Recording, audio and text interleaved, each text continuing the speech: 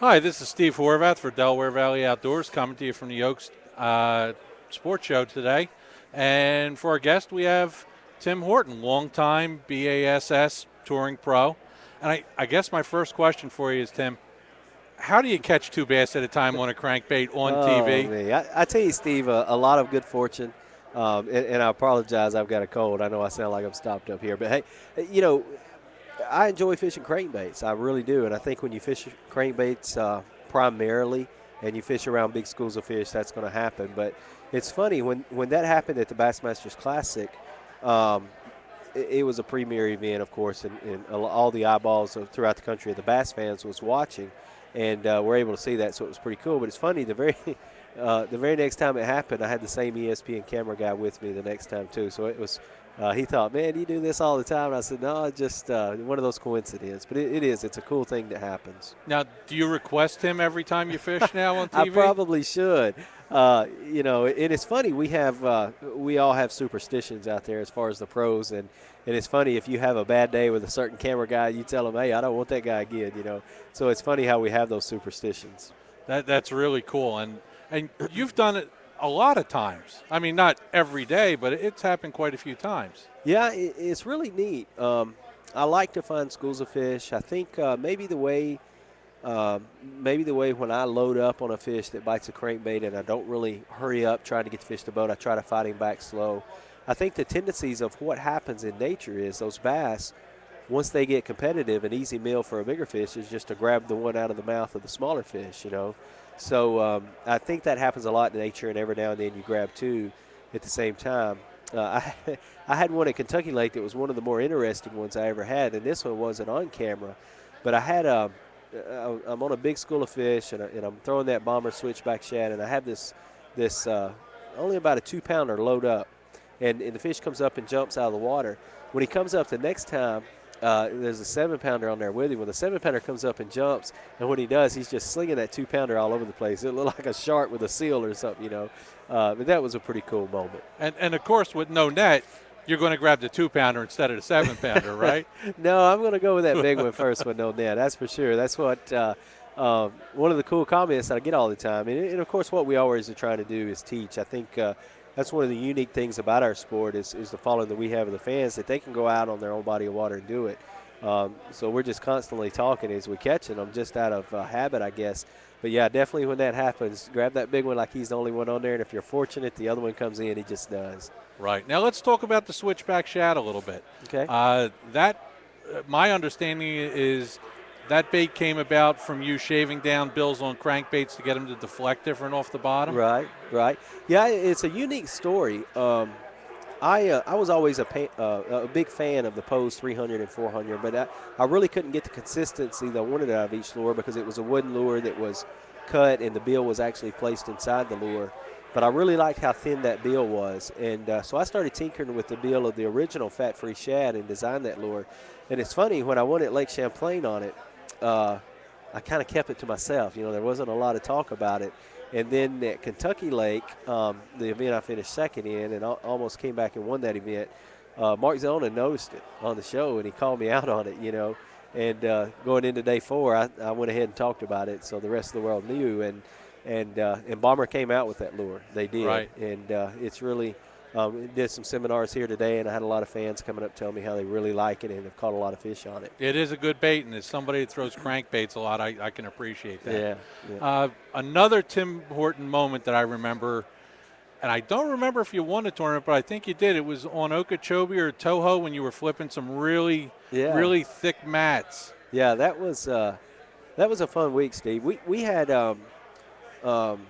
that was a unusual tournament in that we were there in December, but it was almost a summertime pattern. They had really had a late winter, and the water was still warm, and the fish were really schooling in the middle of the lake, which was where the majority of the competitors were, but those fish weren't that big, pound and a half, 2-pound fish.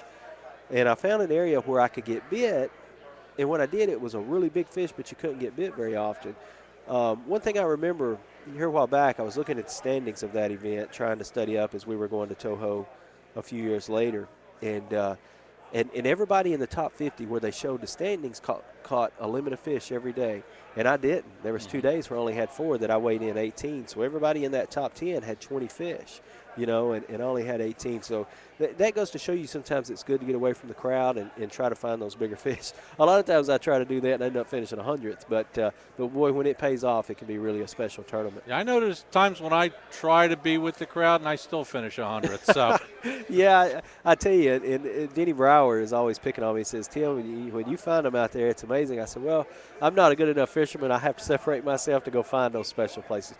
And he was giving me a hard time having fun with me. But I do. I enjoy getting away from the crowd. And that deal at Lake Champlain, that we were talking about earlier, that was one of the coolest moments. Win, lose, or draw that event. That was one of the coolest situations to just sit and catch them every cast for 30 minutes and know as soon as your crankbait got down there and bumped that rock pile, your rod was about to load up. It was pretty cool. Okay, I've got another question for you. All right. There's a lot of people that see fishermen out there like Denny Brower, who's a pitching and flipping specialist.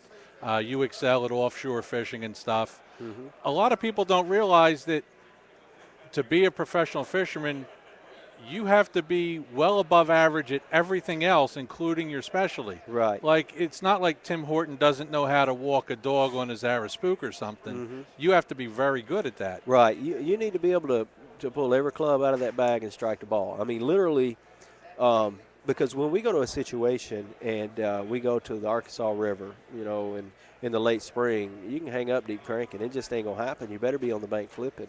And the same thing when you go to Lake Murray. I guarantee you when we're there, those blueback are going to be spawning in May, and it's going to be a Zara spook deal.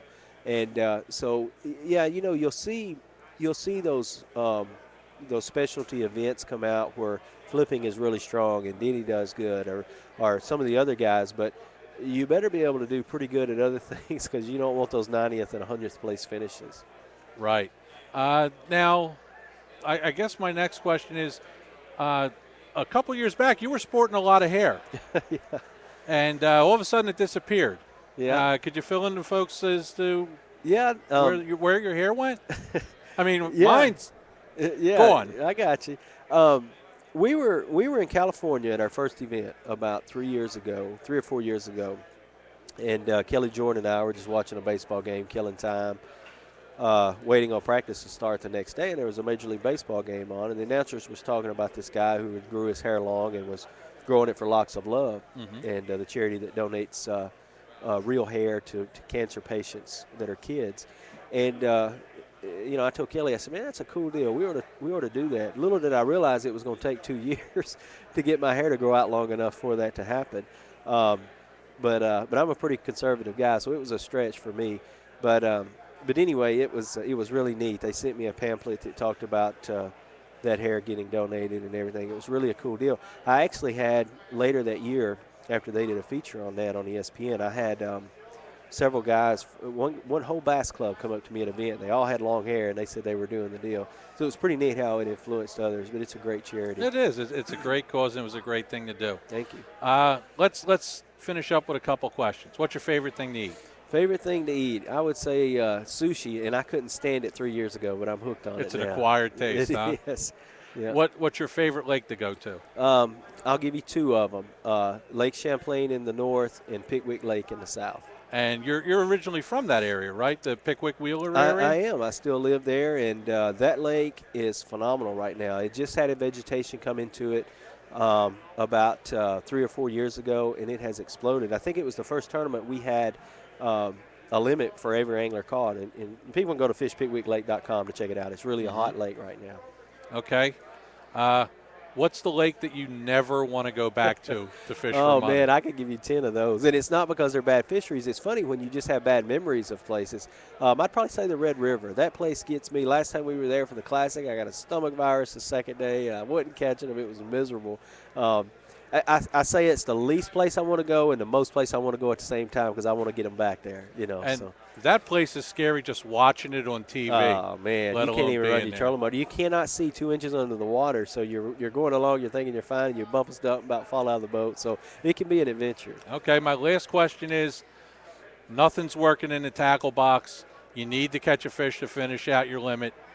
What are you going to go do? Man, I'm probably Man, that's a good question. Believe it or not, I'm probably going to put on a 4A bomber crankbait in cover water and try to get a reaction strike out of a fish. What color? Fire tiger. Yeah. That's my man. Yeah. I'm a big fan of that bait. I love it. I am too. Well, this is Steve Horvath for Delaware Valley Outdoors. You can catch us streaming here. You can catch us at DelawareValleyOutdoors.com. I want to thank Timmy Horton for spending some time with us, and we hope to see you out here at the show.